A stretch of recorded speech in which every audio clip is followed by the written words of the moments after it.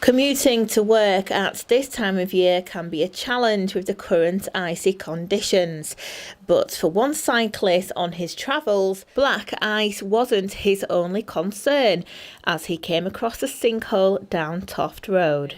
It was very dark, and as I came around the corner on my bike, I realised there was a hole right in front of me, and I swerved out the way at the last second, and I stopped to investigate.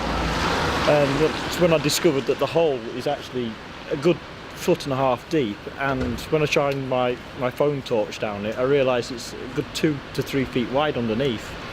So with the help of another gentleman that was passing by, we moved a large planter in front of the hole to stop any other car drivers or anything like that driving over it and having an accident.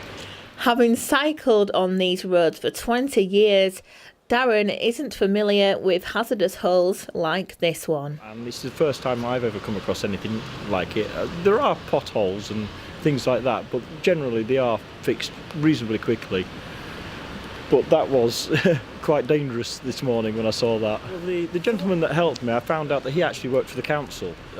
So he tried phoning his boss because he was on his way to work himself. So he would report at his end.